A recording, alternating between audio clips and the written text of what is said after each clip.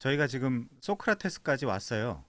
결과적으로 소크라테스까지 왔는데, 우리 이제 철학을 공부하는 이유 중에 하나는 이 철학사에 나타난 이 철학자들이 무슨 말을 했고, 뭐, 어떤 표현을 썼고, 이제 그런 걸 외우는 것이 아니라 그것이 아웃풋으로 나오기까지 그 사고 체계를 우리 그 머릿속에서 한번 상기해보고 우리도 한번 창출해보고 어떤 그런 것들을 해보기 위해서입니다.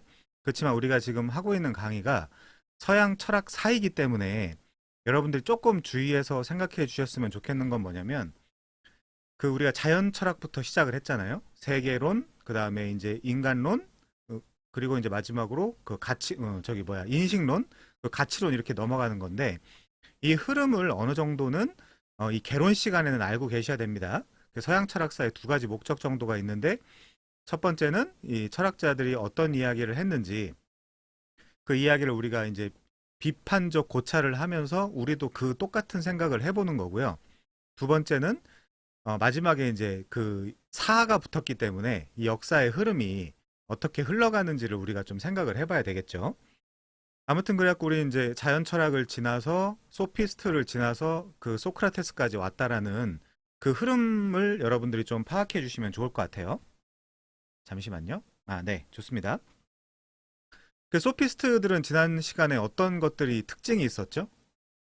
우선은 굉장히 절대적 상대주의와 그쵸? 극단적 회의주의 같은 것들이 있었죠.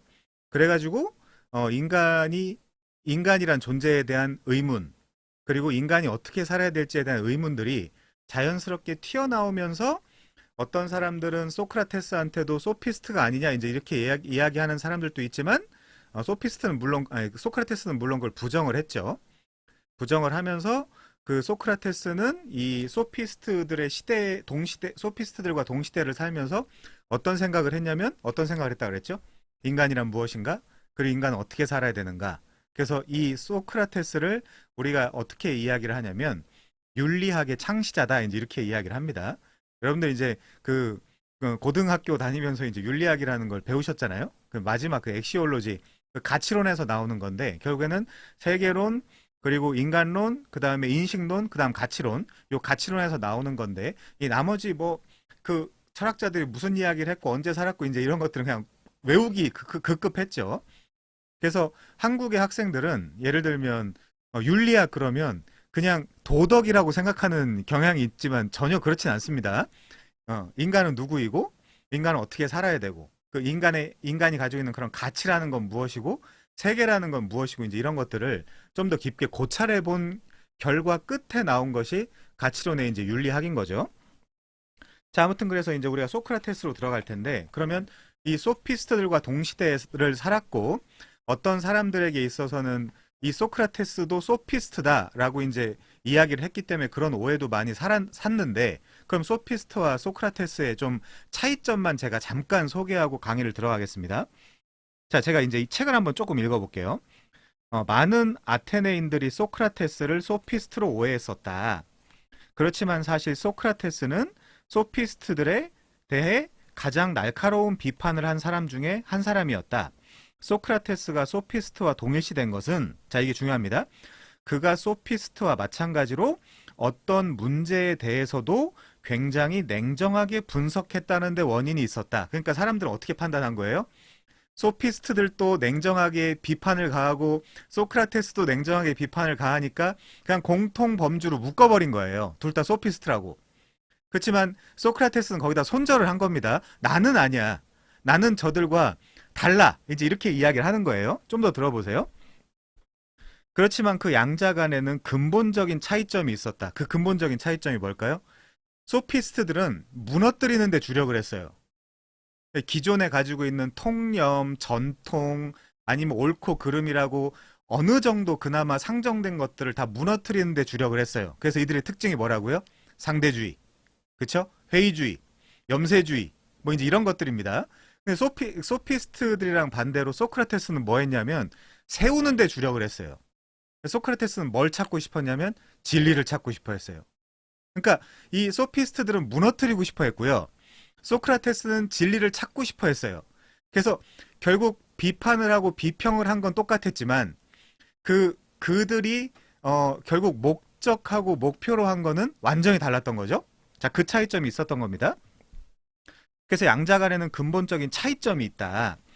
소피스트가 극도로 면밀하게 보여주려고 했던 것은 어떤 주제든지 반대편 입장에서도 어떤 논지를 전개할 수 있다는 점이었다. 그러니까 이걸 하고 싶었던 거예요. 소위 이걸 요새 말로 뭐라고 이야기하죠? 반대를 위한 반대인지 이렇게 이야기하는 거예요.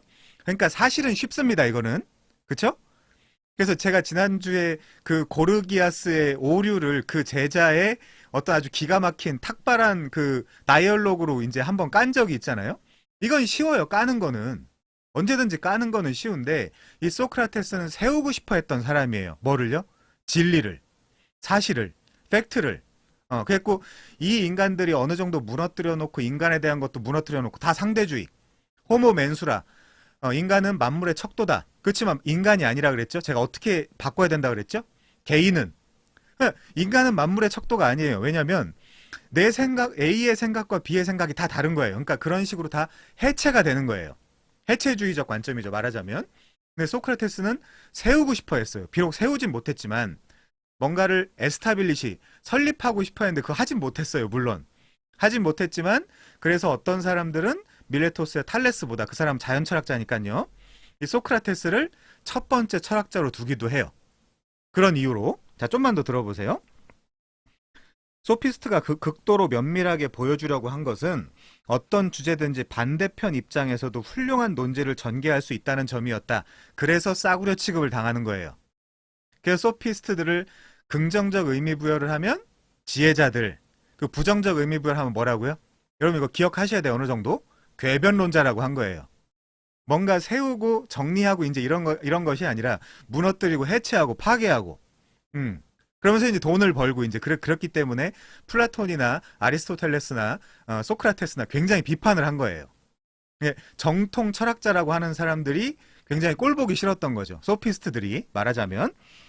자, 그래서 또한 그들은 확실하고 믿을 만한 지식이 존재한다는 것을 의심한 회의주의자들이었다. 회의주의, 상대주의, 그쵸? 다 해체하는 거죠. 더욱이 그들은 모든 지식이 상대적이기 때문에 도덕적 기준들까지도 상대적이라고 주장했다. 자, 이제 그러면 도덕적 기준이 굉장히 무너지면, 역사는 계속 반복됩니다. 도덕적 기준이라는 게 무너지면 어떤 사람들은 도덕이나 윤리에 대해서 생각할 수밖에 없겠죠. 그런 게 이제 계속 반복되는 게 역사인데, 그 생각하는 그 첫 번째 인물이 소크라테스다, 이제 이렇게 이야기하는 거고, 그래서 소크라테스를 윤리학의 창시자라고 이야기하는 거예요, 철학자들이. 그렇게 이제 여러분 흐름을 잡으시면 됩니다. 자, 그런데 소크라테스는 그들과는 완전히 다른 동기에서 논지를 전개했다. 그는 진리를 추구했으며 확고부동한 지식을 위한 기초를 발견하려고 노력했다. 진짜 이 세계의 그 진정한 베이시스, 파운데이션이 뭘까? 자연 철학자들은 그걸 아르케라고 표현했고요. 인제부터 철학자들은 뭐라고 표현할까요? 그거를 로고스라고 표현해요. 로고스. 그게 이제 이성이라는 말도 되지만 어떤 진리라는 말도 되고 사실이라는 말도 되고 이제 그런 거잖아요. 그래서 이제 성경에서도 로고스라는 말이 이제 그런 식으로 등장하기도 하는데, 자, 그래서 그는 아는 것과 행하는 것을 상호 연관시키려고 했다. 이걸 뭐라 그러죠? 주지주의 혹은 지행합일이라 그러죠. 그래서 이 사람도 공자랑 동시대 사람입니다. 공자는 이제 동양 철학 쪽이고 저기 소크라테스는 서양 철학 쪽인데 동시대 사람이에요. 거의 동시대 사람인데 둘 다 성선설이에요. 인간은 선하다. 근데 이 소크라테스 입장에서 볼 때 인간이 선하지 못한 이유가 뭘까요? 알지 못해서 그래요. 지식이 없기 때문에 그래요. 그래서 지식을 알고 그런 지식에 대한 이해를 충분히 가지고 있으면 그는 선을 행할 수 있다라고 본, 좋게 이야기하면 휴머니스트예요. 휴머니스트. 이제 기독교에서는 사실 그걸 좀 반대할 수 있지만 그 인본주의나 인문주의에서는 굉장히 좋게 바라보겠죠. 휴머니스트입니다. 그러니까 둘 다 성선설이에요. 공자나 이 소크라테스나. 그래갖고 주지주의, 지행합일 같은 그 말을, 지행합일이 뭐예요? 아는 대로 이제 실천한다는 거잖아요. 그런 거잖아요. 주지주의도 마찬가지고요. 그래서 그는 아는 것과 행하는 것을 상호 연관시키려고 했다. 선을 아는 것은 선을 행하는 것이며 따라서 지식은 덕이라고 주장을 했다. 그러니까 사람이 예를 들면 오늘 왜 도둑질을 하냐? 3일 후에 경찰이 와서 너를 깜빵에 보낼 줄을 모르기 때문에 얘가 도둑질을 한 거다. 이제 이런 관점인 거예요. 만약에 3일 후에 경찰이 와서 이 수갑을 채울 것을 알았다면, 그러니까 전지죠. 옴니사이언스죠. 말하자면. 그 전지적 개념을 이 인간이 알았다면 도둑질을 하지 않았을 텐데, 그 고통 속으로 밀려 들어가지 않았을 텐데라는 아쉬움을 표현한 거예요. 소크라테스는. 그렇게 이해하시면 됩니다.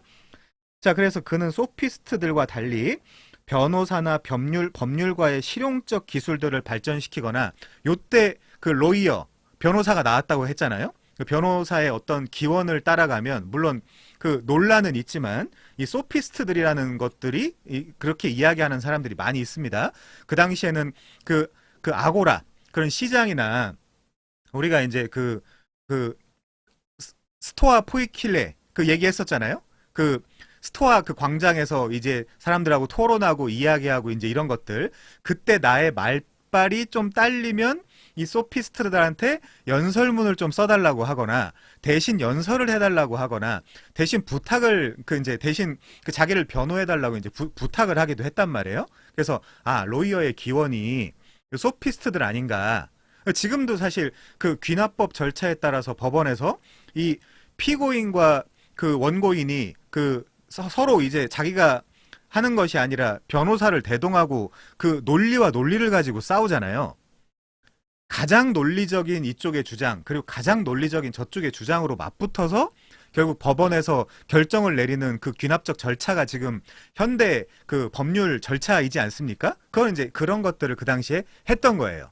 근데 소크라테스나 그 위에 제자인 플라톤이나 그 또 이제 제자인 아리스토텔레스나 너무 꼴보기 싫었던 거예요, 그게. 사실은 아닌데 예를 들면 말빨이나 처세술을 가지고 그 판결에서 이기는, 혹은 그렇게 변호를 하는 그런 것들이. 왜냐하면 이 세 철학자들 같은 경우는 이 로고스, 진리에 대해서 굉장히 추구했던 사람들이기 때문에 그렇습니다. 그 이전까지는 뭐라고요? 아르케 하면 원질, 시원, 태초, 시작 뭐 이제 이런 거잖아요. 그래서 자연 철학. 이제 로고스를 이제 생각할 때부터 이제 관념 철학. 그래서 자연 철학에서 관념 철학으로 넘어가는 그 중간에 소크라테스가 있다. 그래서 이 소크라테스를 기준으로 소크라테스 이전 철학자들과 이후 철학자들로 나눈다. 왜? 자연 철학과 관념 철학이 그렇게 나눌 수 있으니까. 이제 이렇게 이해하시면 됩니다. 이 흐름 여러분들 좀 알고 계시면 우리가 서양 철학을 이번에 끝내자고요. 다음에 또 여러분들이 서양 철학이 필요해서 막 책 뒤적거리면서 이제 공부하지 마시고, 이런 강의 들으시면서 여기 뭐 버드란트 러셀이나 여기 뭐 이제 여러 가지 책들이 있는데 프랭크 틸리나 이제 이런 몇 권만 읽으시면 서양 철학사는 더 공부할 필요도 없어요. 뭐 어려운 학문도 아니고 이제 이런 흐름 정도입니다. 우리가 이제 초반에 이 책을 나가면서 이제 말씀드렸던 것이 눈에 보이는 그 가시적인 역사와 그 가시적인 역사 이면에 이 논리의 역사, 이 철학의 사상의 역사가 있다 그랬잖아요. 그 사상의 역사를 지금 우리가 한번 배워보는 거니까요. 자, 그래서 이제 넘어가겠습니다. 그래서 소크라테스는 소피스트들과 달리 변호사나 법률가의 실용적 기술들을 발전시키거나 진리를 파괴하려는 목적에서가 아니라 진리와 선의 명실상부한 개념을 수립하기 위해서 자신의 논법을 전개했다는 거예요. 요게 그래서 윤리학이 창설되게 된 배경이다. 이제 여러분들 그렇게 생각하시면 됩니다. 네. 자, 넘어갈게요. 그래서 책으로 가죠. 60페이지예요. 60페이지. 자, 소피스트 철학에 뒤이어 아테네 철학의 새 시대를 연 선두주자는 소크라테스다. 그는 30년 가까이 벌어진 펠로폰네소스 전쟁에 직접 참여했고 3번이나 참여했다 그래요. 겁도 없었다 그럽니다. 전투도 잘했다 그러고 똑똑하기는 이루 말할 수도 없이 똑똑했고 겁도 없었고 막 화살이 날라오고 뭐 칼이 막 날라와도 그냥 맨발로 걸어다니고 이제 막 그랬다라는 기록들이 남아 있어요. 자, 그런 특징들이 있고요. 공교롭게도 전쟁 기간과 활동 기간이 거의 일치한다. 전쟁이 끝나고 어떤 학자들은 40살 정도부터, 어떤 학자들은 또 41살 정도부터 이 진정한 철학자의 길에 접어들기 시작했다 이제 하면서 70살에, 어떤 학자들은 70살, 또 어떤 학자들은 71살에 이제 그 죽었다라고 이제 이야기를 하죠. 자, 아무튼 젊은 시절 소피스트의 시절을 보낸 탓인지 이 부분만 봐도 알 수 있겠죠. 아, 그래서 이 소크라테스도 소피스트의 시절을 보냈구나. 그렇게 이제 교집합돼 있구나. 이렇게 생각할 수 있어요. 아무튼 아쉽게도 소크라테스는 소피스트들처럼 자신의 저작을 남기지 않았다. 이제 이렇게 돼요. 그러면 우리가 소크라테스를 지금 공부하고 있는데 소크라테스의 논리나 이 사람의 사상이나 이런 것들을 우리가 어디서 이해할 수 있을까요? 자, 아리스토파네스나 크세노폰이나 플라톤의 저작에 소크라테스가 많이 등장을 해요. 소크라테스가 쓴 책은 없지만 소크라테스의 제자들이 소크라테스를 많이 이제 인용을 하거든요. 그 중에 이제 크세노폰 같은 경우는 이 버드란트 러셀은 뭐라고 이야기하냐면 머리가 굉장히 나빠서 이 소크라테스의 그 사상을 과연 정확하게 전달했을까? 이제 이렇게 이야기를 하고요. 플라톤은 또 머리가 너무 좋아서 어디까지가 소크라테스의 사상이고 어디까지가 소크라테스라는 주인공을 등장시켜서 플라톤 지가 소크라테스를 앞세워서 자기의 사상을 이야기한 걸까? 이제 이렇게 이제 이야기하기도 합니다. 그러니까 사실 소크라테스는 자기가 스스로 자기가 이제 그 저작물을 남기지 않았고 후학들이 소크라테스를 등장시켜서 소크라테스의 사상이나 이제 이런 것들을 말했기 때문에 정확하진 않다 이제 이렇게 봐요. 심지어 어떤 극단적인 학자들은 소크라테스가 진짜 실제 인물이냐 아니면 그냥 이 제자들이 자기가 어떤 진짜 이상적인 철학자 상을 세워놓기 위해서 소크라테스라는 가상의 인물을 꺼내서 자기들의 생각을 사용한 거 아니냐 이제 이렇게 정리하는 사람들도 있습니다. 그래서 이 크세노폰이 기록한 소크라테스와 그리고 플라톤이 기록한 소크라테스에 대한 기록도 달라요. 소크라테스가 주장했다라고 하지만 그게 크세노폰이 이야기한 거랑 그 플라톤이 이야기한 거랑 다르단 말이에요. 그러니까 우리는 그냥 그런가 보다 하고 이제 넘어가면 됩니다. 그래서 이 버드란트 러셀 같은 사람들은 뭐라고 이야기를 하냐면요. 내 사상도 누군가가 다른 사람한테 전달을 해야 한다면 제발 착하고 멍청한 사람이 전달할 게 아니라 나를 그렇게 반대하고 비난하는 사람이어도 제발 좀 정확하게 전달해 줬으면 좋겠다. 이제 이렇게 이야기를 하거든요. 이 러셀의 서양 철학사에서. 왜냐면 저도 그걸 많이 당했기 때문에 이제 그 마음을 잘 아는데 사역할 때부터 얘네들이 제가 교회에서 가르치고 이제 이러면 어떤 때는 좀 극단적으로 보일 수 있잖아요. 집에 가가지고 인도사님이 그랬는데요. 인도사님이 11조 하지 말라 그랬고 인도사님이 주일 성수하지 말랬는데요. 아니 그 논리가 있잖아요. 그 논리랑 같이 전달을 해야 되는데 그런 걸 다 빼버리고 그냥 가서 이제 엄마한테 전하니까 엄마가 되려 교회로 전화가 오는 거예요.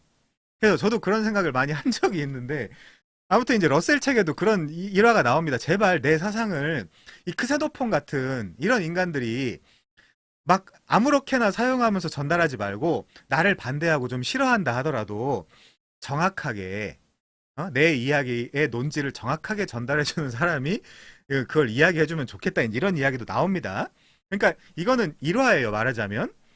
그러니까 소크라테스의 한 사람에 대한 이야기여도 크세노폰과 플라톤이 이야기하는 게 다른 부분이 많다. 이제 이렇게 이해하시면 되겠습니다. 자, 아무튼 이 젊은 시절 소피스트의 시대를 보낸 탓인지 아쉽게도 소크라테스는 소피스트들처럼 자신의 저작을 남기지 않았다. 그러나 소피스트들과 크게 다른 점이 한 가지 있었는데 그것은 바로 출중한 제자들을 두었다는 것이다. 그 중에 이제 가장 출중한 사람이 플라톤이죠. 화이트헤드라는 뭐 현대 철학자 중에 한 사람은 이 철학이라는 거는 그냥 플라톤이 이야기한 거에 각주에 지나지 않아라고까지 이야기를 해요. 얼마나 사실 화이트헤드도 그렇게 간단한 인물이 아닌데 그런 사람이 이 서양 철학사가 뭐냐? 플라톤이 이야기한 거에 각주에 지나지 않아라고 이야기할 정도면 이 플라톤이 얼마나 위대한 철학자겠어요? 그쵸? 그러니까 플라톤이라는 사람은 사실 내레이터예요. 그러니까 글도 무지막지하게 잘 쓰고 이야기도 잘하고 그럼 머리도 엄청나게 좋고 이제 막 이랬던 철학자이기 때문에 그래서 이제 아마 러셀이 크세노폰보다는 차라리 플라톤이 내 얘기를 전해주는 게 어떨까 이제 이런 식으로 이제 이야기를 한다는 거 좀 이해해 주시면 좋을 것 같아요. 자, 아무튼 그중 한 사람인 플라톤은 스승의 사상에 자신의 견해를 버무려 소크라테스의 철학을 후대에 전했다. 그러니까 이 사람은 어떤 책을 쓸 때마다 모든 책이 그런 건 아니지만 책을 쓸 때마다 그 주인공을 소크라테스로 등장시켜요. 플라톤은. 그래서 그게 지금 소크라테스가 한 얘기인지 아니면 플라톤이 한 얘기를 소크라테스라는 가상인물에 투영해서 이야기를 하는 건지 아니면 소크라테스와 플라톤의 교집합된 이야기를 지금 그 이야기를 하는 건지 우리는 모르죠. 당대 동시대에 살지 않았으니까. 그렇지만 우리 중요한 게 뭐라고 했죠? 철학은?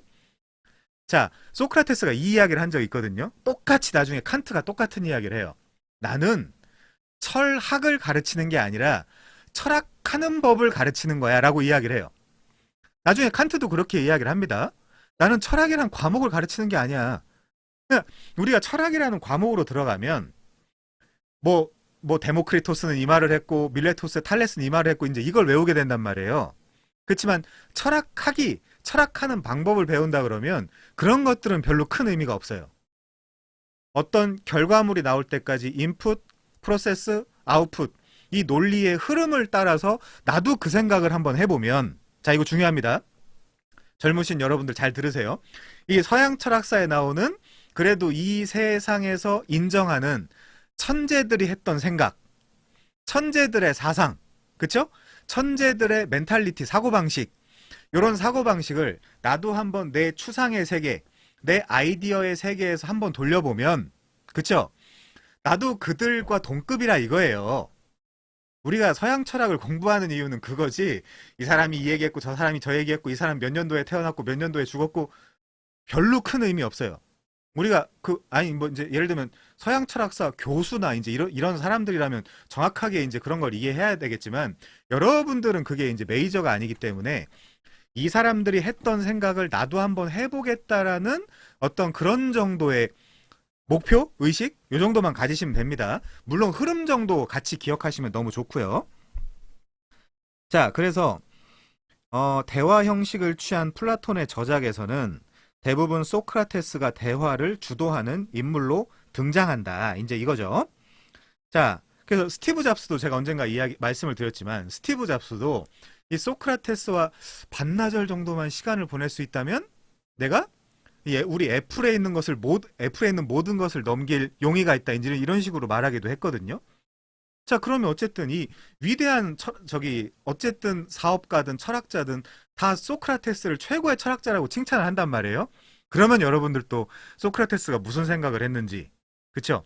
무슨 말을 했는지, 어떤 사고방식을 가지고 있었고, 인간은 뭐라고 이야기했고, 인간은 어떤 윤리의식을 가져야 되는지, 이런 사고방식, 이런 논리 구조 하에서 저런 이야기가 아웃풋으로 나왔구나. 한 번 정도 생각해 봄직하지 않아요? 이 싼 책에? 그쵸? 자, 그래서 이분도 뭐라고 이야기하냐면 철학에서 저작권을 내세우는 것은 예나 지금이나 우스운 짓이다. 이제 이렇게 이야기. 철학의 저작권이 어디 있습니까? 그렇지만 철학책에는 저작권이 있죠. 자, 이 책 66페이지에 가시면 뭐라고 나와 있냐? 이 책은 저작권법에 따라 보호받는 저작물이므로 무단 전제와 무단 복제를 금합니다. 이 책의 전부 또는 일부를 이용하려면 반드시 저자와 휴머니스트 출판그룹의 동의를 받아야 합니다. 이렇게 인텔렉추얼 프로퍼티가 있죠. 물론 우리가 이거 지켜줘야 됩니다. 당연히. 근데 유튜브에서는 책 가지고 건 역사가 없다 그러더라고요. 오히려 책이 많이 팔리니까. 이제 요런 부분들도 있다라고 이제 사람들이 이야기를 하더라고요. 아무튼 철학하는 거에 어떻게 저작권이 있을 수 있겠습니까? 그쵸? 그래서 우리는 그런 저작권료가 없이 이런 그 철학자들을 이용하면서 아주 값싼 방식으로 내가 똑똑해지는 거죠. 내가 이 역사를 인비저블한 역사를 내가 이해하고 인식하는 거죠. 비저블한 역사는 또 이제 조 목사님이랑 이제 또 따져가지고 이 세계사와 뭐 이 기독교의 역사 이제 이런 것들을 또 이제 한번 생각을 해봐야 되겠지만 자, 61페이지로 가면요. 그래서 제자인 크세노폰조차 늘 술에 취해 지내는 늙은 요정 실레노스보다 보기 흉하다고 평했을 만큼 소크라테스는 추남의 대명사로 불렸다. 자, 다른 책에서 제가 좀 인용을 해볼게요. 소크라테스의 못생긴 얼굴은 어렸을 때부터 장안의 화제였다.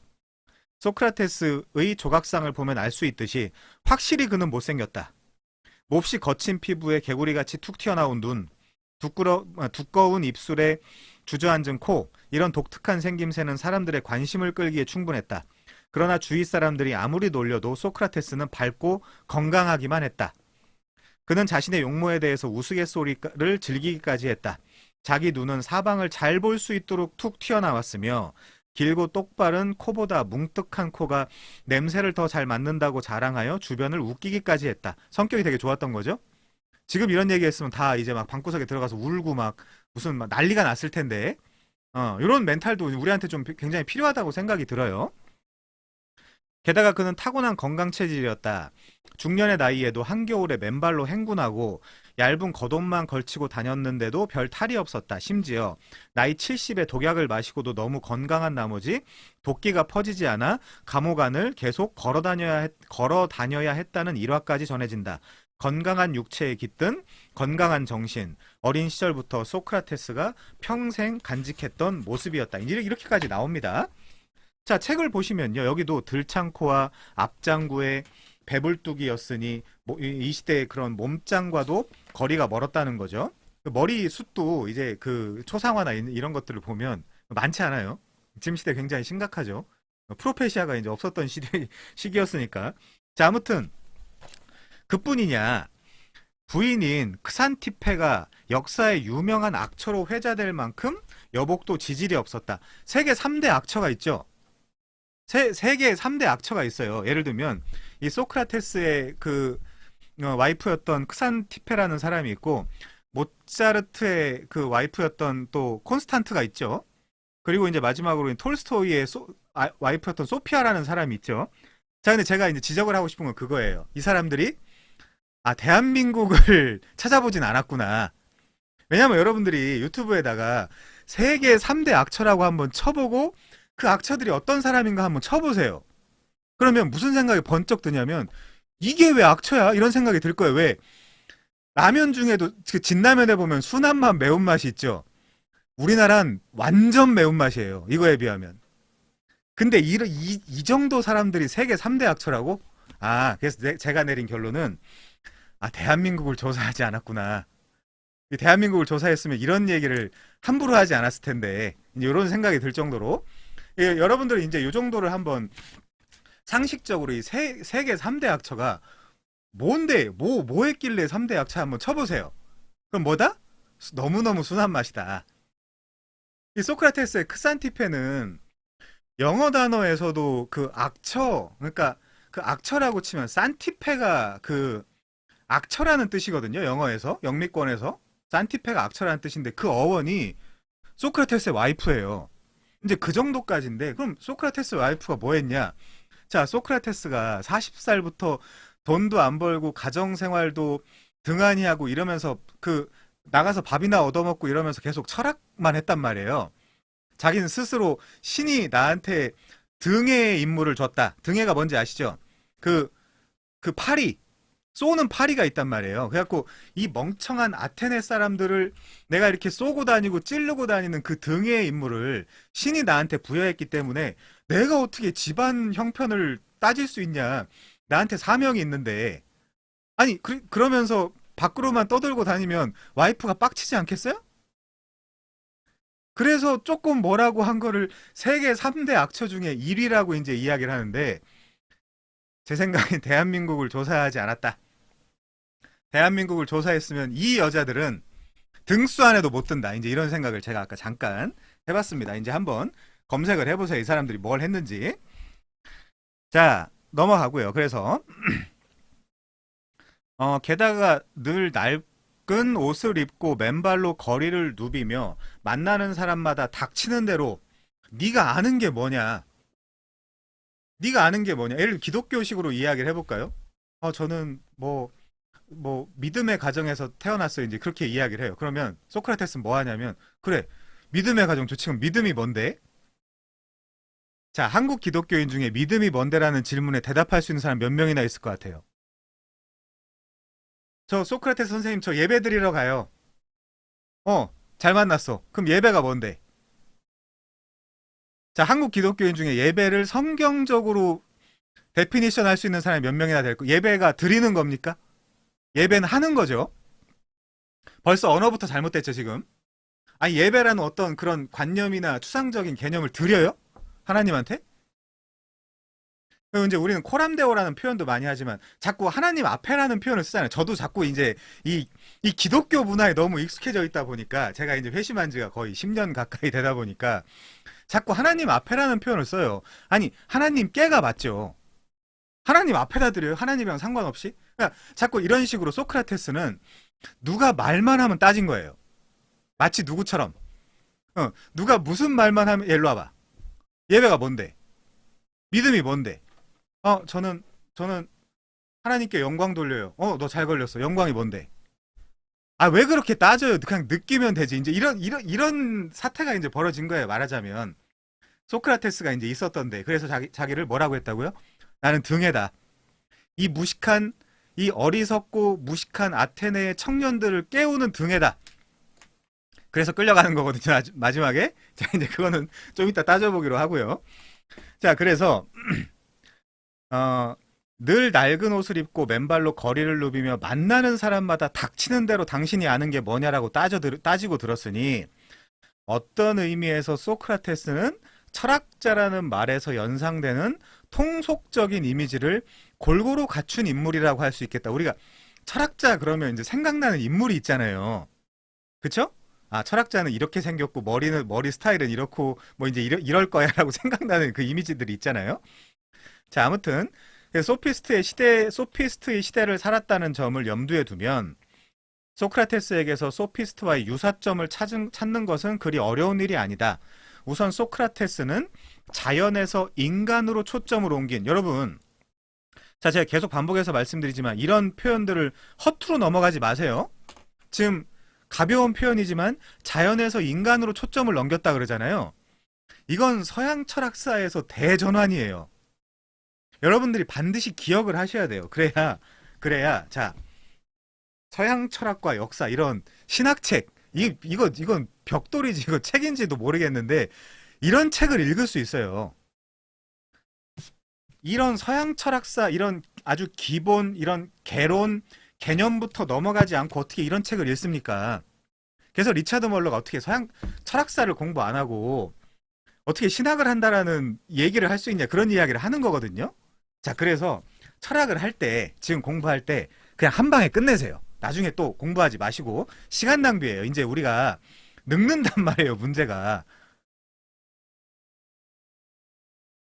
자, 그래서 자연에서 인간으로 초점을 옮긴 철학의 새로운 조류를 완전히 흡수했다. 이거 굉장히 그 뭐 굵은 표시도 없고 뭐 이제 음영 이런 것도 안 돼 있지만 여러분들 이런 책들을 읽을 때 아, 앞에서 그런 세계론, 인간론, 그다음에 이제 인식론, 가치론, 이 범주, 이 흐름을 여러분들이 이해하셔야 된다니까요. 이해하고 계시죠?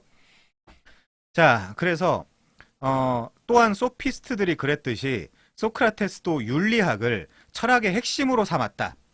소피스트들이 그랬다라고 이야기하는 건 이분의 생각이지 절대 다수의 다른 철학자들은 동의하지 않아요. 자, 이 부분은 여러분들이 알아서 생각을 하셔야 되겠죠. 아까 말씀드렸다시피 소피스트들의 특징이 뭐죠? 절대적인 어떤 그런 상대주의, 극단적 회의주의, 이제 이런 것들이기 때문에 이런 사람들이 윤리학을 철학의 핵심으로 삼았다? 이런 것들은 굉장히 다른 철학자들은 회의적으로 생각하는 부분입니다. 자, 이제 이분의 생각이고요. 그거는. 자, 넘어가서요. 하지만 닮은 점은 여기까지다. 철저한 상대주의를 주장했던 소피스트들과 달리 그는 객관적인 진리가 있다는 믿음을 버리지 않았다. 제가 아까 일부러 소피스트들과 이 소크라테스의 결정적인 차이점을 말씀드렸잖아요. 소피스트들은 무너뜨리는 데 주력했고 소크라테스는 세우는 데 주력을 했어요. 물론 성공하진 못했지만 그래서 온 인류가 이것이 하이스트 굿이구나 라고 생각할 수는 없어요. 당연히. 그게 이제 니코마스 윤리학에도 아리스토텔레스도 이야기하고 칸트도 이야기하고 나중에 이름이 갑자기 하여튼 철학자도 이야기하고 마지막에 바빙크도 이제 막 이야기하고 그러는데 이거를 소크라테스도 이야기했지만 그걸 다 동의하냐? 그렇지는 않죠. 그렇지는 않죠. 자, 그래서 그 객관적인 진리가 있다라는 믿음을 버리지 않았다. 그런 점에서 여기도 중요합니다. 여러분들이 서양 철학사를 공부하고 계시다면 이 부분 중요해요. 그런 점에서 소크라테스는 자연 철학의 전통을 완전히 포기하지 않았다. 자연 철학, 뭔지 기억나시죠? 요 소크라테스 이전의 철학을 자연 철학이라고 불렀잖아요. 자, 넘어갈게요. 그래서 아무리 인간이 만물의 척도라고 외쳐봤자 인간 자체가 어떤 존재인지 알지 못한다면 무슨 소용이 있겠는가? 이제 이렇게 이야기를 해요. 자, 그래서 예를 들어 이런 겁니다. 나는 그 우정이 무엇인가를 요즘 숙고하고 있어. 그래서 너는 그럼 우정이 무엇인지 깨달았니? 우정은 저 친구와 나와의 관계야. 라고 이제 이야기를 한다고 하자고요. 그럼 또 소크라테스가 또 따지는 거예요. 아니, 우정이라는 어떤 개념적 정의를 내려야 저 친구와 너와의 관계라는 어떤 그런 내부적인 관계를 설정할 수 있는 거지. 그 내부적인 관계에서 지금 우정이라는 데피니션을 도출하면 어떡해? 이런 식으로 계속 따지고 드는 거예요. 소크라테스가. 자, 그래서 이런 말을 합니다. 내가 어떤 대상을 측정하는 척도는, 잘 들어보세요. 내가 어떤 대상을 측정하는 척도는 그 대상 자체로부터 추출될 수 없다. 그러므로 우정은 어떤 외부적 개념이 반드시 있어야 하고 그 외부적 개념에 충족되는 니들의 그게 관계든 어떤 그런 조건이든 그 상태여야 올바른 것이다라고 이야기를 해요. 그러니까 얼마나 불편했겠어요, 사람들이 그 당시에. 무슨 말만 하면 일로 와봐. 앉아봐. 너 지금 뭐라 그랬니? 우정? 행복? 뭐 이런 덕? 뭐 진리? 이런 거 그런 얘기만 나오면 따졌거든요, 소크라테스가. 덕이 뭔데? 진리가 뭔데? 행복이 뭔데? 이제 이런 식으로. 우정이 뭔데? 그래서 이 소크라테스의 삼파술이라 그러죠, 이거를. 그 디스푸타치오 방식이라고 이야기하기도 하는데 삼파술이라 그러는데 아버지는 조각가였고요. 어머니는 이제 실제 삼파였습니다. 삼파는 애를 받아주는 역할을 하는 거잖아요. 그래서 요거를 교육 방법론에도 많이 써요. 어떻게 쓰냐? 그냥 질문을 던져보면서 얘가 지금 모르고 있는 거를 깨달을 때까지 계속해서 대화를 통해서 이 사람이 알 때까지 그걸 도와주는 거죠. 그래서 요거를 소크라테스의 삼파술이다 이제 이렇게 표현하기도 하는 거죠. 자, 넘어갈게요. 그래서 아무리 논쟁에서 승리하고 세속적으로 출세하는 게 중요하다 하더라도 누구를 비판하는 거죠? 소피스트. 객관적인 진리와 정의가 없다면 삶의 목표를 어디서 찾겠는가? 그쵸? 그래서 정의란 무엇인가? 이거 소크라테스가 먼저 따졌던 개념이에요. 그쵸? 자, 그 진리와 정의가 무엇인지는 소크라테스도 정확히 말할 수는 없었다. 사실 종교가 아닌 다음에야, 종교를 까고 있죠. 종교가 아닌 다음에야 모두가 믿을 수 있는 진리와 정의를 구성하기는 불가능할 터이니, 그래서 소크라테스는 대화를 통해 상대방이 스스로 진리와 정의를 찾아낼 수 있도록 하는 게 최선이라고 보았다. 그래서 소크라테스는 한가하고 철학에 어느 정도 철학적 사유에 관심이 있었던 사람들과 늘 올바른 삶이 무엇인지를 토론했어요. 만나는 사람마다 붙잡고. 그래서 반대자도 많이 생겼고 이 사람을 따르는 사람도 굉장히 많이 생겼어요. 그 중에 한 명이 위대한 철학자 중에 한 명이 플라톤이 되겠죠. 자, 그래서 소크라테스는 상대방이 정의한 어떤 그런 개념을 듣고 나서 질문을 하면서 상대방을 혼란하게 만드는 방법을 사용을 한 거죠. 그래서 아까 말씀드린 대로 등해라고 한 거예요. 곤충입니다. 막 쏘는. 그래서 이렇게 되면 그 무엇인가를 내가 지금 알고 있다라고 착각하고 있고 무엇인가를 알고 있다라고 자신하고 있는 사람들의 자만이 어떻게 되겠어요? 무너지게 되겠죠. 그렇게 되면 상대는 내가 사실 아무것도 모르고 있었구나 라는 깨달음을 갖게 돼요. 그쵸? 그거를 소크라테스가 뭐라고 이야기를 하냐? 무지의 지라 그래요. 무지의 지. 무지하다는 거를 나는 알고 있다. 그쵸? 자, 그래서 이 소크라테스의 토론 방식은 늘 무지의 지를 깨닫게 하는 것이었는데 델피 신전의 기둥에 뭐라고 써 있었냐면 그노티세아우톤, 이 헬라어로 그노티세아우톤이라고 써 있었는데 이게 벽 두, 그러니까 그 주랑 두 개에 그노티세아우톤이라고 써 있었는데 그걸 우리말로 번역하면 뭐예요? 네 자신을 알라예요. Know yourself. 네 자신을 알라. 근데 이제 우리는 이게 소크라테스가 한 말로 잘못 이해하고 있죠. 소크라테스가 한 말이 아닙니다. 역사적으로 델피 신전 기둥에 써 있던 말을 소크라테스가 인용한 거예요. 자, 이제 그렇게 이해하시면 좋겠고요. 자, 그래서 이 같은 시기에 그래갖고 이제 동양 철학을 하는 분들은 이 소크라테스를 서양의 공자라고 불러요. 왜요? 공자도 비슷한 말을 했거든요. 뭐라고 이야기를 했냐? 논어의 위정편에 보면 아는 것을 안다고 하고 모르는 것을 모른다고 하는 것이 곧 아는 것이다. 이제 이런 표현이 있거든요. 그래서 사실은 이 동양의 공자와 서양의 소크라테스 동시대의 사람이기도 하지만 굉장히 사상적으로 그 비슷한 유사점이 이제 많다는 거, 이런 것들도 좀 알고 계시면 좋을 것 같아요. 자, 이제 넘어갈게요. 책으로 보면요.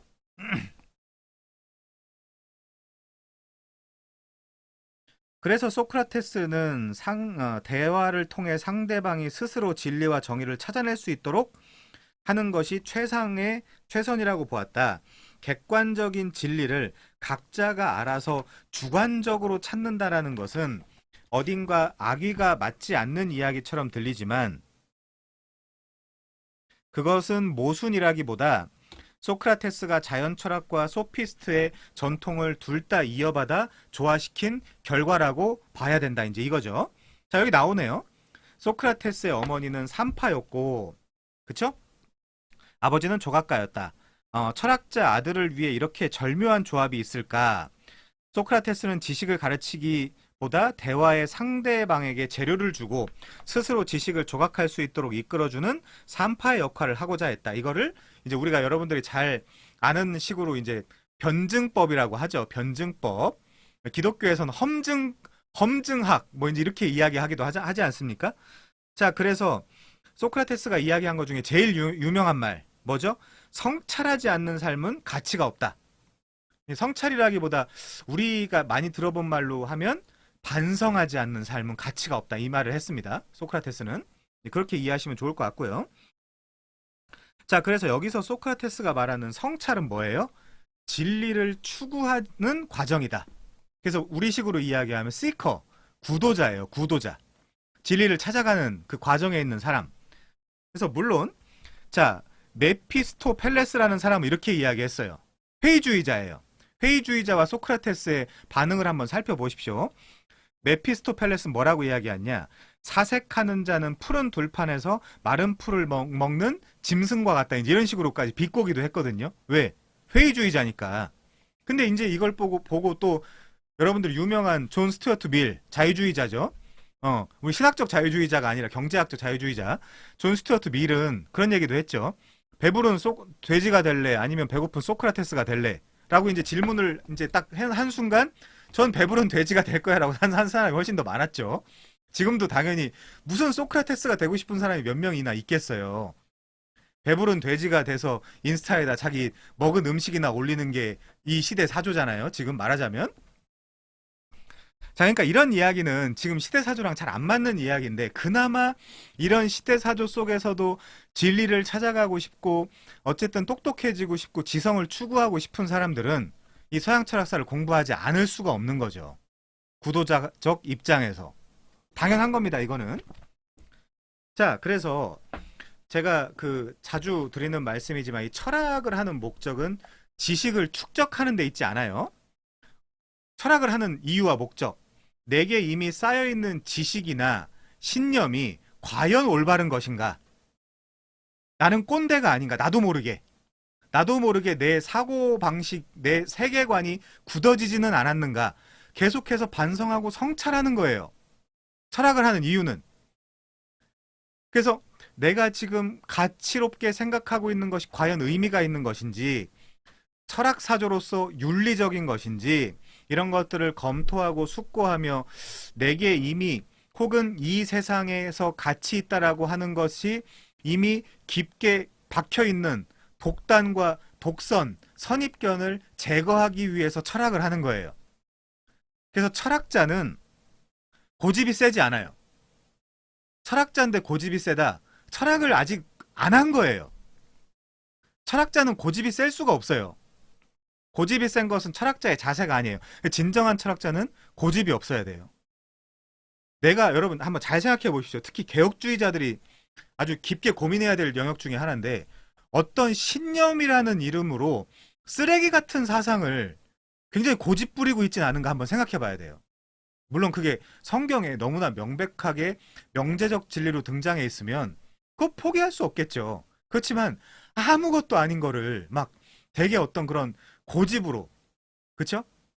아집으로 갖고 있는 거, 그런 거 굉장히 주의해야 됩니다. 특별히 개혁주의자들은 그래서 굉장히 이 렐레반시, 이 시대의 적실성이 없게 느껴지고 꼰대처럼 느껴지는 거거든요. 개혁주의자들이. 자, 그래서 이 철학자들은 편견과 독선을 두려워합니다. 혹은 타인은 이미 알고 있지만 나는 혹시 모르고 있는 것이 없지 않는가. 날마다 자아 성찰과 자아 비판을 하는 거예요. 그래서 플라톤이 뭐라고 이야기했죠? 뭔가 이상하다라고 생각하는 순간부터 드디어 철학하기가 시작된 것이다. 이제 이렇게 이야기하기도 합니다. 플라톤은. 자, 넘어갈게요. 그래서 성찰하지 않는 삶은 살 가치가 없다. 여기서 소크라테스가 말하는 성찰은 진리를 추구하는 과정이다. 이게 우리 지금 이 MBTI라고 어떤 면에서 그 도구가 굉장히 좋게 사용되는 부분도 있고 너무너무 나쁘게 사용되는 부분도 있지만 나는 이 성향이야. 그래서 성찰할 필요가 없어. 이건 말도 안 되는 이야기예요. 나는 I 성향이니까 그냥 내성적으로만 살래. 이런 인생이 어디 있습니까? 솔직히. 아마 소크라테스를 만났다면 한마디 들었을 거예요. 너 나랑 얘기 좀 해보자. 내가 이제 등의 역할을 해야 되겠다. 그깟 MBTI가 뭔데? 아니, 네 스스로 그런 MBTI 체계에다가 네 스스로 자기를 가두고 있어. 자기의 가능성, 그쵸? 그 파서빌리티를 막 가두고 있어. MBTI에다가. 왜 그러고 사는 거야, 도대체? 저는 F라서 저는 좀 감수성 있게 그 얘기해 주셔야 돼요. 싫은데? 왜 내가 그렇게 해야 되지? 제가 그런다는 게 아니라, 소크라테스를 만났다면 그 사람이 그렇게 할 거라는 거예요. 제가 그런다는 게 아니라. 제가 왜 그러겠습니까, 여러분? 자, 넘어가서요. 자, 아무튼, 반성하지 않는 삶, 성찰하지 않는 삶은 살 가치가 없다. 여기서 소크라테스가 말하는 성찰은 진리를 추구하는 과정이다. 그런데 객관적 진리가 있다라고 믿은, 제가 저희도 교회에서 애들하고 이제 그 카페 가거나 이런, 그거 가지고 많이 놀거든요? 그렇지만 거기에 너무 막 뿌리 있게 빠져 있는 사람들 보면 너무 한심해요. MBTI 뭐 이런 막 무슨 심리 뭐 디스크니 뭐니 뭐 혈액형이 어쩌고 저쩌고 무슨 너무 한심해요. 제가 볼 때는.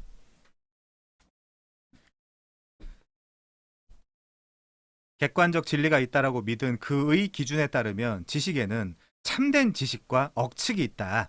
그 억측이 이제 소피스트. 말하자면 뭐예요? 궤변이죠. 궤변. 그래서 소크라테스는 그걸 싫어했어요. 궤변을. 자, 참된 지식을 얻기 위해서는 먼저 억측을 버려야 한다. 그래서 그는 대화를 통해 지식을 유도하기 위한 전 단계로 먼저 스스로 자신의 무지를 깨달아야 한다라고 보았다. 그게 뭐라고요? 무지의 지. 나는 아무것도 아는 게 없구나. 나는 아무것도 아는 게 없구나라는 것부터 출발해야 된다는 거예요. 하지만 말이 쉽지 자신의 무지를 깨닫는 게 어디 쉬운 일인가? 이를 위해서는 특별한 방법이 필요했다. 특별한 방법이 뭐죠? 소크라테스가 그래서 주 무기로 구사한 변증법은 우선 상대방의 논리 안으로 들어가 거기서 결함을 찾아내고 그것을 집요하게 추궁해 상대방이 스스로 두 손을 들지 않을 수 없도록 만드는 방법이었다. 얼마나 피곤했겠어요. 당연히 끌고 갔겠죠. 사형대로. 자, 이것이 know yourself, 그쵸? 그노티세 아우톤, 네 자신을 알라 이거예요. 네 자신을 알라. 여기도 써 있네요. 이 말은 원래 아폴론 신전에 새겨져 있는 문구였으나 소크라테스가 많이 사용해 유명해졌다. 이 신전은 사실 그 어디죠? 그 영화 300 그 익스펜션에도 나오죠. 300 그 후속편이라 그래야 되나? 거기서도 나오잖아요. 그 싸움이 어떻게 될 건지 막 거기 그때 이제 델피 신전에 거기 그 신녀가 그 물론 원래는 영화는 좀 재밌게 표현하고 이 그 좀 세게 표현하기 위해서 굉장히 그 젊은 여자를 사용한 걸로 보이지만 원래는 이 고증을 따라서 이제 그 거슬러 올라가면 50대 이상의 여자가 그 신탁을 받아서 그걸 알려줬다라 그래요. 그래서 그 신탁을 받은 여자가 이 아테네에서는 소크라테스가 제일 똑똑하다라고 이제 이야기해줬다는 거예요. 그걸 듣고 소크라테스는 믿을 수가 없었다는 거예요. 근데 그러면서 소크라테스가 뭘 깨달았냐? 아, 다른 사람들은 다른 사람들과 나의 차이점은 적어도 나는 내가 아무것도 모른다라는 것 하나는 알고 있는데 쟤네들은 아무것도 모른다라는 것조차 모르고 있기 때문에 쟤네들보다 내가 더 똑똑하다라고 아폴론 신전의 그 신탁이 나한테 왔나 보다 이제 이렇게 이해를 했어요. 자, 그런 추궁을 당한 사람은 그 당시에 눈물까지 흘렸다라고 하는데 변증법도 변증법이지만은 소크라테스의 설득력과 끈기도 어지간했던 모양이다. 굉장히 피곤한 인간이었죠. 어떤 면에서. 사실 객관적 진리가 누구나 쉽게 볼 수 있는 것이라면 그렇듯 어렵사리 설득하는 과정은 필요하지 않을 것이다. 그러니까 당연히 소크라테스, 플라톤, 뭐 어느 정도 아리스토텔레스까지 뭘 싫어했어요? 민주주의를 너무너무 싫어했어요. 민주주의가 데모크라시잖아요. 데모크라시를 가지고 어원으로 흘러 올라가면 데모스크라티아예요. 이 데모스크라티아를 딱 깨면 데모스와 크라티아인데 데모스는 민중, 크라티아는 권력이에요. 그러니까 이 무식한 자들이 무식한 민중들이 권력을 갖는다? 그래서 우리식으로 이야기하면 그 무식한 자들이 광화문에 가서 어떤 사실이나 어떤 판결을 숫자로 결정한다? 이건 있을 수 없는 일이에요. 철학자들 관점에서 보면. 떼거리. 우리나라는 헌법이 그 모든 주권은 국민으로부터 나온다 이렇게 돼 있잖아요. 근데 프랑스 헌법은 모든 주권은 어디서부터 나온다? 헌법으로부터 나온다고 되어 있거든요. 그러니까 이 차이가 있어요. 그래서 우리는 그냥 국민으로부터 나온다 이렇게 어떤 추상적 개념이니까 그냥 어느 파가 많이 몰려가냐, 태극기가 많이 몰려가냐, 또 아니면 뭐 촛불이 많이 몰려가냐, 오늘 우리 10만 명 나왔어. 그냥 맨날 거짓말만 느는 거예요. 아니, 우린 100만 명 나왔어. 그래가지고 더 많은 숫자가 나온 그 파가 우리가 이겼어. 자, 탄핵도 하고, 뭐도 결정하고, 이제 이렇게 하자. 왜? 우리 숫자가 더 많으니까. 이거를 극혐한 거예요. 소크라테스나 플라톤 같은 사람들이. 어떻게 결정을 사람 머릿수 많이 나온 대로 세상에 여러분 제가 질문해 볼게요. 똑똑한 사람이 많아요? 멍청한 사람이 많아요? 그래서 민주주의가 안 된다는 거예요. 그래서 이 사람들 관점에서. 차라리 철인 통치를 하자. 현인 통치를 하자. 물론 과두 정치 그것도 반대했지만 이 사람들은 과두 정치도 반대했지만 과두 정치는 이 몇 명의 그 권력을 가지고 똑똑하고 돈 많고 하는 사람들이 다스리자 이제 이거였잖아요. 그것도 물론 한편에선 반대했지만 그냥 고민에 빠진 거예요. 이 사람들이. 케이아스죠. 말하자면 혼란이에요. 어떻게 이 세계를 이 세계를 통치하고 다스릴 수 있을까? 그래서 이 시기부터 뭐라고요? 이제 자연 철학이 아니에요. 이때부터 이미 동양 철학 지난 시간에 말씀드렸던 동양 철학은 뭐라 그랬어요? 통치의 철학이라 그랬잖아요. 인간 통치의 철학. 그래갖고 그들은 뭐라 그래요? 통치의 철학이 어디서부터 흘러나온다고 그랬어요? 천리, 하늘의 뜻, 천자의 뜻, 황제의 뜻. 거기에 우리는 복종하고 순응하면 돼. 드디어 이 소크라테스를 기점으로 이때부터 윤리학, 엑스알로지, 가치론, 우리 인간이란 누구이며, 그쵸? 가치란 무엇이며, 어떻게 살아야 되며, 통치를 어떻게 해야 되며, 이제 이런 것들을 고민하기 시작했다는 거예요. 그때 왜냐면 아테네, 이런 데서는 이미 민주주의가 너무나 확고하게 자리 잡고 있었기 때문에 민주주의가 다 옳은 거야? 그럼 소수의 의견은 어떻게 할 거야? 다수가 똑똑해, 소수가 똑똑해. 그리고 다수가 그런 군중, 그쵸? 크라우드 마인드라 그러죠. 군중 심리로 있을 때는 어때? 막 잔혹한 일도 벌이고 자기가 책임지지 않는다라는 이유로 혹은 자기 혼자 책임지지 않는다라는 이유로 말도 안 되는 판단과 결정을 내리기도 하잖아. 이런 고민들을 한 거예요, 철학자들이. 우리도 해야 되죠. 우리도 해야 되죠. 지금 얼마나 좌우가 극단적으로 대립돼 있습니까? 우리나라가? 이런 상황 속에서, 그쵸? 이 철학하기를 통해서 뭐가 진리야? 뭐가 진리야? 하마스와 이스라엘이 전쟁하고 있는데 왜 전쟁하는 거야? 한번 성찰해보고. 그쵸? 지금 아주 기민하고 예민한 정치적 사안들이나 문제들, 이런 것들은 우리가 어떻게 결정해야 되는 거야? 어떻게 판단을 내려야 되는 거야? 내가 법관이라면. 그쵸? 한 사람이 그리스도인으로서 다른 사람들이 상담을 하거나 질문을 할 때 어떻게 얘기해 줘야 되는 거야? 이런 것들. 기독교 정당이 옳은 거야? 이런 것들. 성경적 세계관을 정리하기 위해서 당연히 서양 철학사가 필요해요. 동양 철학도 필요하지만 서양 철학사가 너무너무 그게 중요한 거죠. 그런 진리나 사실이나. 그래서 소크라테스를 왜 제1 철학자라고 이야기한다? 그런 윤리, 가치, 인간이란 무엇인가? 삶이란 무엇인가? 성찰하는 삶은 무엇인가? 반성하는 삶은 무엇인가? 늘 고민하고 고찰했다. 물론 답을 내렸든 내리지 못했든. 그러면서 계속 철학은 발전하겠죠. 자, 넘어가겠습니다. 소크라테스는 인간의 욕망이나 감정, 감각을 신뢰하지 않았으므로 어떻게 인간의 욕망, 감정, 감각을 신뢰할 수 있겠습니까? 그래서 일상적인 경험, 예컨대 관찰 따위를 통해 진리를 얻을 수 없다고 보았다. 그렇다고 해서 진리가 인간의 경험과 감각이 미치지 못하는 곳에 있다면 그것도 난처한 일이다. 이 부분은 칸트가 이야기한 거랑 비슷하죠. 인간은 자신이 경험하거나 자신이 이미 알고 있는 선험적 지식, 그거를 뛰어넘는 객관적이거나 절대적인 지식을 가질 수 없다. 그래서 성경의 절대성을 부정하잖아요.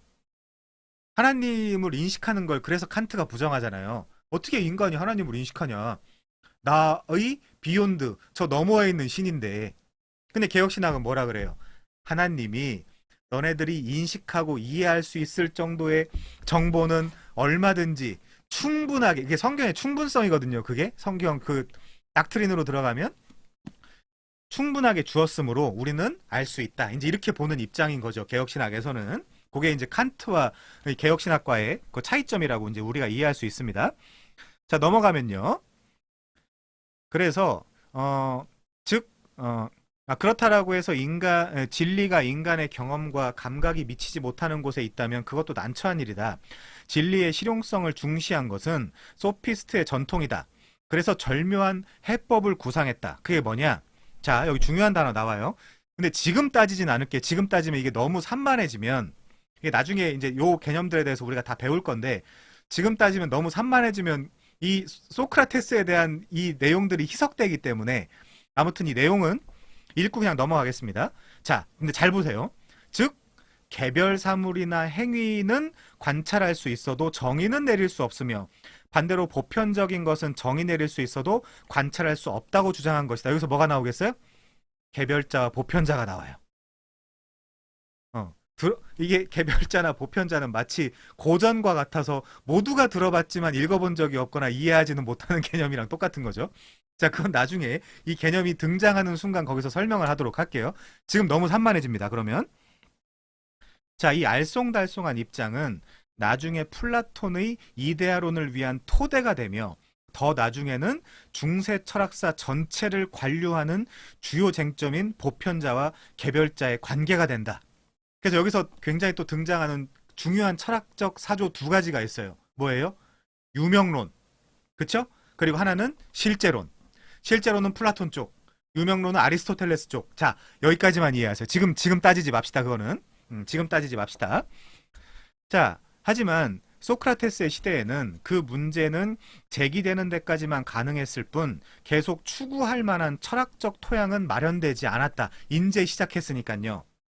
자, 스스로를 가리켜 아테네라는 굼뜬 짐승을 자극하는 등해라고 자신을 규정했듯이 소크라테스는 해답을 내는 역할보다 해답을 유도하도록 등에의 침으로 찌르는 역할에 충실했다. 등에는 팔이에요. 요즘에도 아직 있더라고요. 등에가. 그래서 이걸 신이 주신 자신의 사명으로 여겼어요. 그 얘기는 어디 나오냐? 플라톤이 쓴 소크라테스의 변명에 보면 자기가 그렇게 독백하는 장면이 나와요. 자, 어떻게 살 것이냐? 이전에 어느 철학자도 묻지 않았던, 그러나 이후에 모든 철학자가 묻는 이 질문은, 자, 여기도 가벼운 표현이지만 뭐가 생각나야 돼요? 프리소크라틱스, 즉 그 소크라테스 이전 철학자들과 소크라테스 이후의 철학자들을 소크라테스라는 인물로 그 분기점으로 나누는 이유가 이거구나. 이전에 어느 철학자도 묻지 않았던, 왜요? 자연 철학이었으니까. 그러나 이후에 모든 철학자가 묻는 이 질문을, 그 이후에는 뭐니까요? 인간론과, 그쵸? 인식론과 가치론이니까. 이 철학의 근본 문제로 꼽았다. 그리고 비록 철학적으로 답을 내지 못했어도 행동으로서 답을 보여주었다. 그래서 그는 신을 모독하고 젊은이들을 타락시켰다는 아테네 시민들의 여론에 굴복하지 않고 오히려 법정의 판관들에게 무지를 깨달으라고 호통을 쳤대요. 그래서 그 결과는 엉뚱하게도 죄에 비해 지나치게 무거운 사형이라는 형벌이었으나 소크라테스는 항의하지 않고 스스로 독배를 마셨다. 이제 이렇게 하고 그 인생이 끝나는 거예요. 첫 번째는요. 자, 이 보통 1년에 한 6천 명 정도 그 배심원으로 뽑았다고 해요. 제가 아까 고증을 좀 따라서 생각을 해봤는데, 근데 이 소크라테스의 배심원이 몇 명이었냐? 500명이었어요. 정확하게는 501명이었습니다. 그러면 소크라테스의 판결을 내리기 위해서 배심원으로 뽑았던 사람의 수가 500명이었는데, 501명. 그 500명을 그 뽑는 기준이 뭐였는지 아세요? 세금 잘 내고 사고 안 쳤던 사람, 요 두 가지만 뽑았어요. 자, 그럼 배심원을 뽑는 기준과 그 근거가 고작 세금 잘 내고 특별한 사고를 안 치는 사람이었다면 이 소크라테스가 사고하고 철학한 그 부분까지 따라가서 그 배심 판결을 내릴 수 있었을까요? 그리고 이 어리석은 배심원들이 자, 두 번 판결을 내렸거든요. 첫 번째 어떻게 판결이 나왔냐? 280대 220 정도로 나왔어요. 280은 사형을 내리자.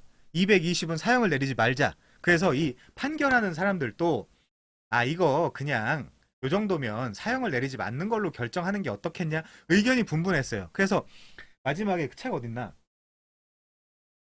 여기 소크라테스의 변명이라는 책이 있거든요.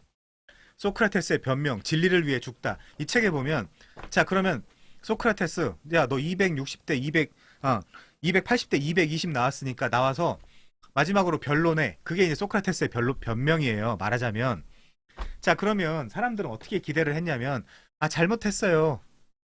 여러분, 제가 여러분들을 그 감정을 무시하고, 너무 세게 이야기한 면이 없잖아 있는 것 같아요. 제가 너무 잘못한 것 같아요. 한 번만 봐주시면, 다시는 제가 그런 소리를 하지 않을게요라고 했을까요? 이 멍청한 인간들아, 내가 죽는 것보다 민주주의, 이 아테네의 민주주의가 먼저 망할 거다. 죽이려면 죽여라. 더 감정을 자극했어요, 소크라테스가. 자, 그러면 그 다음 판결이 어떻게 나왔냐? 360대 140. 360이 뭐냐? 죽여라.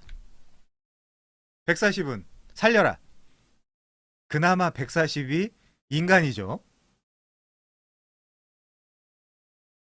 그러니까 이 자기들을 또 뭐라고 했다라는 이유로 이 사람을 사형시켜야 된다라는 숫자가 늘어난 거예요. 고작 이런 배심원들이 어떻게 판결을 내립니까? 그때 그 장면을 다 지켜본 사람이 누구예요? 그 플라톤이에요. 극혐, 민주주의 극혐. 아니 어떻게 아테네에서 델피의 그 신탁, 아폴론의 그 신탁, 아테네에서 제일 똑똑한 사람, 한 명 있는 현인, 그 사람들을 어떻게 저 무식한 자들이 저렇게 가볍게 죽일 수 있지? 동미나리로 독극물을 타가지고 이거 먹고 죽으라고. 그래서 너무너무 아까운 인물이 죽었다. 이제 이렇게 소크라테스의 그 마지막 그 어, 결론이 이제 나와 있는 거죠. 자, 그 내용은 이제 소크라테스의 변론과 파이돈이라는 책을 보면, 그 플라톤의 이 소크라테스의 변론과 파이돈이라는 책을 보면 이런 얘기들이 잘 나와 있습니다. 자,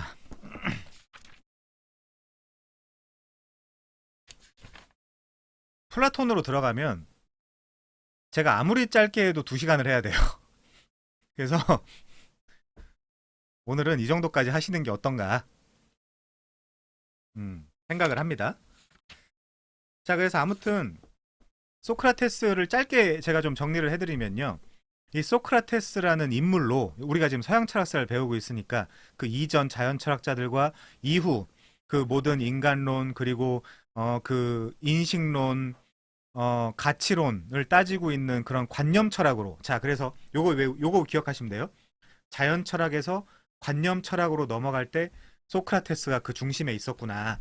그리고 소크라테스는 그 기존의 소피스트들이 뭔가를 다 무너뜨리고 해체시킬 때 뭔가 그 진리를 찾기 위해 노력했고, 그 진리를 찾아서 인간이 무엇인지 정의하고 싶었고 규명하고 싶었고, 인간의 삶, 그거를 인간의 삶과 인간이 어떻게 살아야 될지를 정리하고 싶었다. 그래서 소크라테스를 윤리학의 창시자라고 이야기한다. 요 정도 이제 이해하시면 좋을 것 같아요.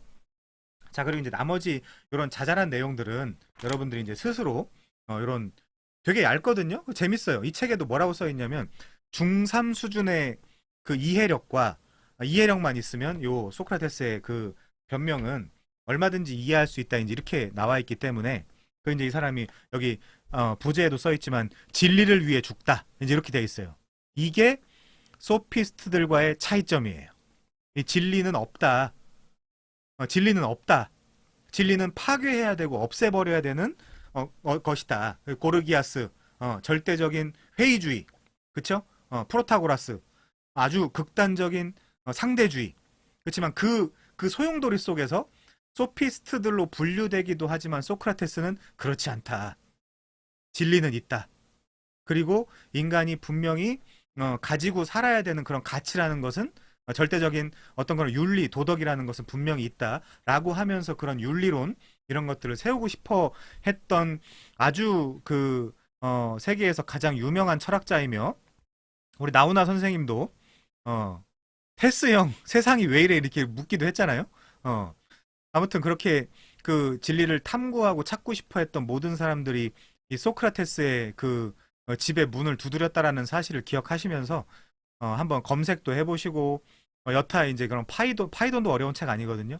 파이돈도 한번 읽어보시고, 뭐 이런 그 변명도 한번 읽어보시고 하시면서, 이제 플라톤으로 들어가면 우리가 이제 어려운 책은 아니에요. 그것도 국가론도 한번 읽어보시면서 그때 좀 이제 그 반지의 제왕도 다시 한번 리뷰해 보시고, 그 절대 반지, 이게 다 플라톤의 그 국가론에서 나온 개념들이거든요.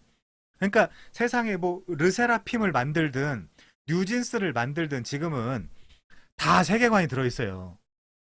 제가 너무너무 아쉬운 거는 초반부터 계속 말씀드리지만 엘리멘탈을 보면서 거기서 감정이나 읽고 감성이나 읽는다고? 픽사의 그 위대한 그 철학적 사조들을 못 읽어내면서, 삼성 같은 회사에서 그 광고 카피 문구를 낼 때 들레즈나 가타리의 그런 그 노마디즘을 완벽하게 이해해서 그 짧은 그 광고에다가 집어넣는 걸 보면, 그러니까 이 말씀드리고 싶은 건 그거예요. 정말 지성적으로 살고 싶고 이 세상에서 돌아가는 그 지성사의 흐름, 아니면 예를 들면 저 인간이, 저 강사가, 아니면 저 책이 이야기하는 그 본질과 이면의 모든 것까지 다 분석하고 파악하고 싶다. 그 고린도 후서에도 나오잖아요. 그렇죠? 그런 것까지 파악하고 싶으면 우린 서양 철학을 어느 정도 공부를 하는 것이 좋겠죠. 아무튼 그렇습니다. 그래서 오늘 서양 철학사의 아버지라고 불리는 소크라테스에 대해서 고찰을 해봤습니다. 자, 좋은 밤들 보내시고요. 소크라테스 잘 정리해 보시길 바랍니다. 자, 수고 많이 하셨습니다. 다음 시간에 뵙겠습니다.